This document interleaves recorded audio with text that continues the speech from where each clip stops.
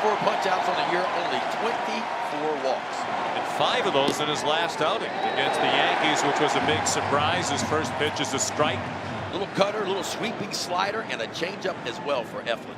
His 2-2 pitch hit on the ground down to first. Fair ball and out of the reach of Ryan Mountcastle. Into the right field corner, played there by Anthony Santander. And it's a leadoff double to open the game from Massey. 2 days in a row. Leadoff hits. Michael Massey got a hit yesterday, and this one a double. This is a changeup, 2 strikes. Love how the barrel just follows the pitch. This changeup moving down and in to the barrel does a great job keeping this barely fair. Drove in the run yesterday in his postseason debut. Hits a ground ball to second. That'll move the runner along. Jordan Westburg. 0 for 3 with a walk yesterday. Ground ball and a base hit. And the Royals jump right out with a 1-0 lead. Pasquantino. Boy, did they miss him in the month of September when they hit just 204. Worst in Major League Baseball. And this is so impressive. I mean, he's had maybe like 7 live swings since coming back from that surgery. He's only got 4 fingers on that bottom hand of the bat. That fractured right thumb still got a plate and pins in it. Another 3-2 pitch. The shortstop Gunnar Henderson backhands, and a nice backhanded dig on a one-off throw by Ryan Mountcastle to end the inning. But the Royals with more small ball. Bobby Witt Jr. moved the runner along. How about Mountcastle overplayed? Picks it right off the dirt on the back end to get the Orioles up off the field. The Royals up 1-0. Listen, he can reach back and give you 94 or 95. Westburg hit by that pitch, shaking his left hand as he starts down the line. The Royals think it hit the bat. They fielded the ball and tagged Westburg just in case, but Ben May saying no, it is a hit by pitch. And Westburg walks down to first in obvious distress. Well, don't forget now, Westburg just came back for the Orioles. He was hit very similar to that right there, and he broke his hand and missed a lot of time for the Orioles. It looks like it's on the exact same hand, almost to me, in the exact same spot he was hit before. Very close to hitting the knob of the bat. Unable to do it yesterday against 4 Royals pitchers, and Santander strikes out on a high fastball at 95. Well, that's kind of what we're talking about right there. Seth Lugo, you're going to see a lot of changeups, cutters, breaking balls, but he can reach back in that lunch pail of his, and he can give you a little bit extra every now and then. He'll take that 4-seam fastball and ride it just above the top of the zone. Swing and a miss. Cowser goes down on a changeup away. Back-to-back strikeouts to end the inning. After 1, Kansas City 1, and Baltimore nothing. He used to wear 17 when he was a kid. Those 2 numbers combined. And a base hit in the left field, played back in by Cowser, taking nothing for granted. Witt runs hard always. And any kind of misplay, he was poised to try to go to second base. Almost exactly the same, Sean, as the hit that he had yesterday. The RBI single, you see the cutter just kind of hangs up a little bit over the middle part of the plate, and that's when Bobby Witt Jr. will take advantage. Just when I watch him hit, I mean, he's a pitcher's nightmare because there's no wasted movement, right? His only full season with Tampa Bay, tied for the American League lead. There's a little flare that's going to fall in left center. A hit for Salvador Perez, and Witt all the way to third. Off with the contact with 2 outs. Salvi just so aggressive. That's what you see from him. He had struck out on the sweeper, so he wants to see something hard and in. He just gets it off the hands enough. Such a strong dude. Finds grass. That's all you need for Bobby Witt Jr. They had another pitch. I think Witt Jr. would have stolen second base and ended up scoring on this. Pop up shallow right center. The center fielder Mullins takes charge. Both he and Santander were waving.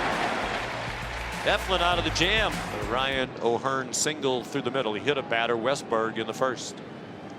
Westburg will hit third in this inning. There's a drive to left. Melendez on the run. Back on the warning track, and he makes a backhanded catch. M.J. Melendez. We mentioned yesterday a converted catcher. Still a work in progress in the outfield. Had a misplay yesterday, but he atones for that with a terrific running catch. Who says he can't play the outfield, huh? How about this jump? You talk about an outfielder, Jess, you know all about this. The first step is the most important. Boy, he drop stepped and took off full on his speed ball and watch him just reel this ball in. We talked about that curveball. To give you some idea, he spins that curveball 3,200 RPMs. Big league average on a curveball about 2,500 RPMs. He gets him one pitch later. Henderson strikes out. As this game goes forward and the Orioles are behind, I think you're going to see the pressure begin to mount on this offense.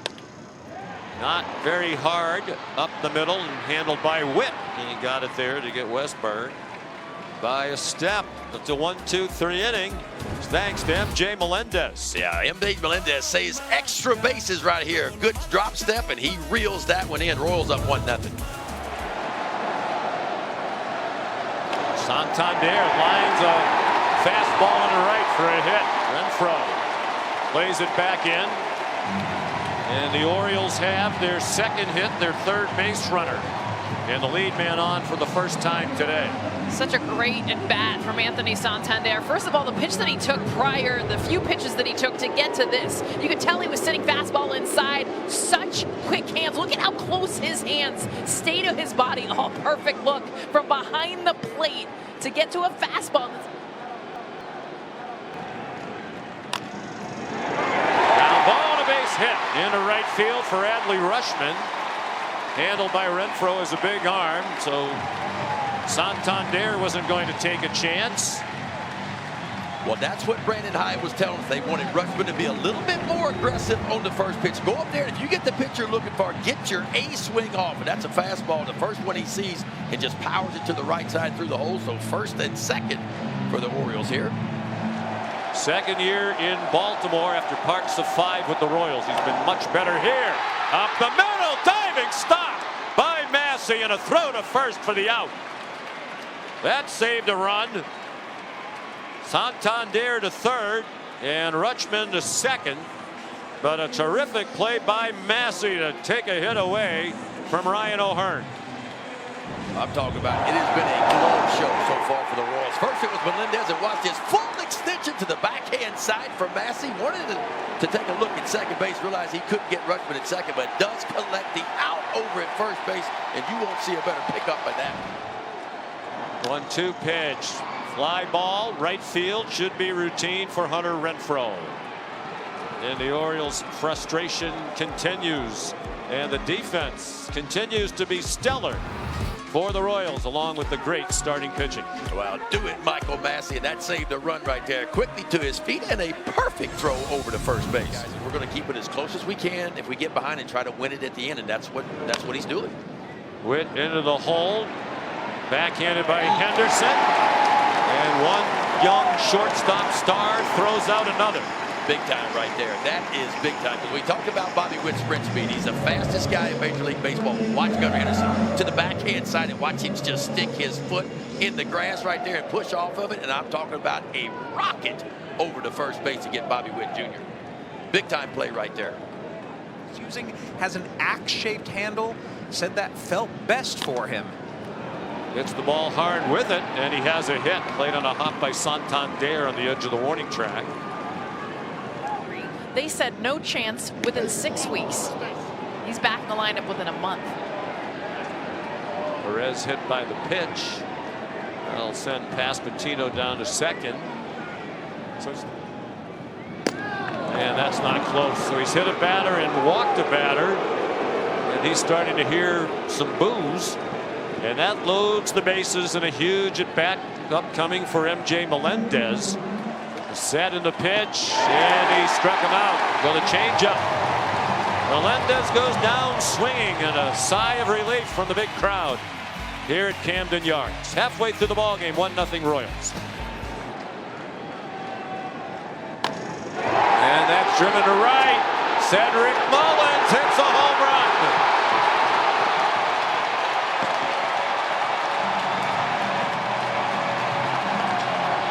And the Orioles have their first run of this series. And if you are a Royals fan, you're blaming Ben McDonald and the announcer jinx. Right on cue. A home run for Mullins. I never got it out of my mouth. Well, Cedric Mullins can do that. That's home run number 19 on the year, RBI number 55 on the year. And oh, by the way, the 17th home run that Seth Lugo has given up. And there it is right there, just a center cut fastball. One of the few times Lugo has missed a spot today, and Cedric Mullins quickly turns it around. Now a little flare that drops for Ramon Arias in shallow center field. So with the crowd going crazy for the first time in this series, after the Mullins long ball, it's a bloop hit for Arias. Well, taking a look back at the home run, Cedric Mullins. Remember, he worked this count full to get to this pitch. I can't look at this enough. You get behind home plate inside the batter's box. Cedric Mullins being able to get to this pitch because of the pitches he had taken, not the chase. That's the adjustment we're now seeing these hitters make. Short lead for Arias, not much of a threat to run, and that's ball 4 way inside. So all of a sudden, the problem for Lugo, and Cal Ripken Jr. loves it. Homered off Lugo in the regular season. A little comebacker, bobbled by Lugo, and everybody's going to be safe. It was a tricky little short hop in front of the mound, and he couldn't play it. And the bases are loaded. I think what got Seth Lugo here, if you'll watch this replay coming up right here, he went to turn his body to try to get the runner at third base. And as he was turning his body, watch him get to this ball easy. He's thinking about getting that lead runner at third, but he's trying to turn. And when he began to turn right there, the ball just popped out of his glove. See, not the same pressure on Potrero. Santander, a high pop-up. Can they find it in the clouds? Yes, they can. Gurriel, a big first out catch. That is a giant out right there. Bases loaded, nobody out. Santander just trying to push a ball deep enough for a sacrifice fly. Couldn't get it done. Oh, Potrero's going to go to the mound with the hook. Hauser with Rutschman on deck.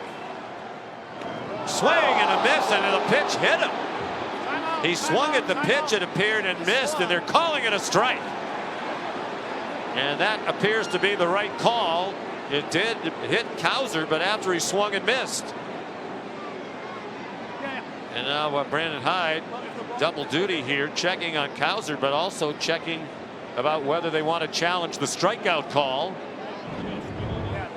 So if it's a hit by pitch, it's the lead for Baltimore. Looked like from that one it might have hit him on the hand. Yeah, but if he swung at it, it doesn't matter. Yes. Samper trying to get them out of the jam. 2-2 pitch, hit to the shortstop. Witt from the outfield. Grass got him. Wrong man to hit it to. Great work by Serpa. And credit Matt Potrero for the pitching change. Samper did his job. Mullins has tied it on a home run. Contrero did his job. He pulled the right button right there. But Cedric Mullins puts the Orioles on the scoreboard, and we are all new again.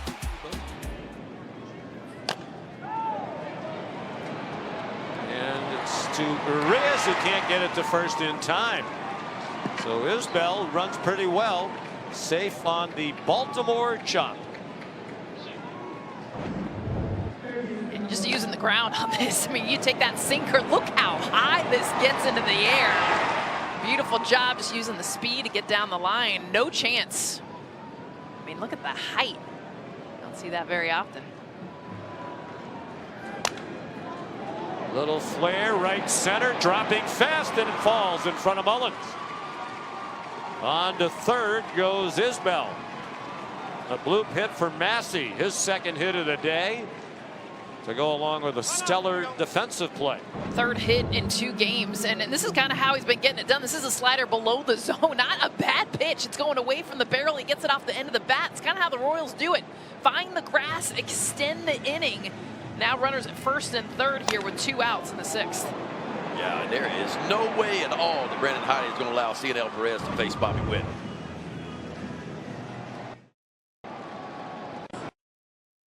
A lot of anxiety, bounding ball up the middle. Backhanded stop by Westberg. Throw to first, not in time.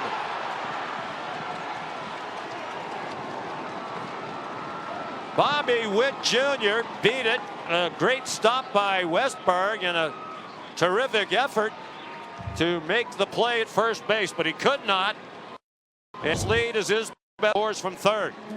Just tremendous play to get to a hard hit ball, 109 miles an hour off the plate, but he had the out at second. I'm surprised he did not go there, knowing the speed of Bobby Witt Jr., who beats this out. Comes set with the bases full. Another 0-2 pitch, and he struck him out. Well, the Royals leave the bases loaded for the second straight inning, where they get a run, and they're up 2-1 in the sixth. Line drive caught. Little looping liner caught behind second base by Bobby Witt Jr. Yeah, it looked like Kerstad caught this breaking ball right off into the bat. You can hear it crack right there, but Bobby Witt Jr. in the perfect position. Chopped slowly to the shortstop with plenty of time to get Rutschman. 4 outs remaining for the Orioles. Here's Slater. Line drive and a base hit. So the tying run is aboard. Slater came in as a pinch hitter. Jumping first pitch is what's helped the Baltimore Orioles when they do it. They've been very patient, kind of waiting till they get to 2 strikes, which has not found a lot of success. This is his first pitch slider, left a little bit more up.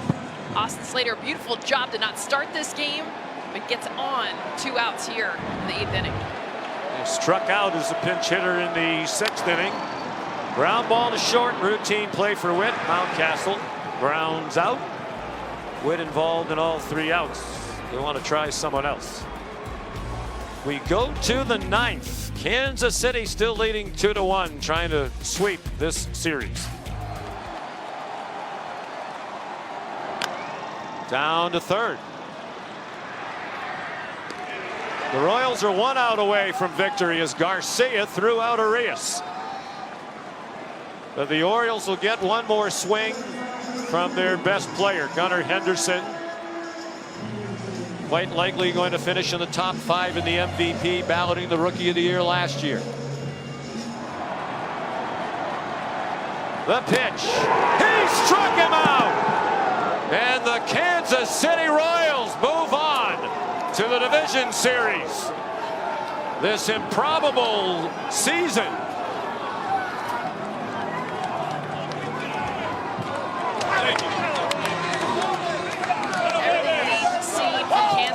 Throughout the regular season, how they get things done. Strong starting pitching. The bullpen came in huge in this series. We saw the defense flash in the glove, left field, second base, and just the timely hitting. Not a ton of it, but enough of it. 7 2/3 scoreless innings from the bullpen in the 2 games. Yeah, I tell you what, Herseg did it yet again. 23 pitches yesterday, picked up his 11th save as a Royal, and he did it again today. And there's a guy in the middle of the year who was an Oakland A. Not even thinking about getting anywhere near the postseason. Another big acquisition. And the Kansas City Royals, who lost 106 last year, the most ever by a team that made the playoffs the next year. Not only make the playoffs, they march on. And the Baltimore Orioles have lost 10 straight postseason games in a row. Yeah, this Royal team reminds me a lot of the Texas Rangers. Remember, the Texas Rangers had a lead in the West last year. They stumbled down the stretch, didn't finish strong. And if you look at the Kansas City Royals coming into this, they were 4-9 in their last 13 games. Lost 3 of their last 4 series when the season ended, and yet they come in here and sweep the Baltimore Orioles.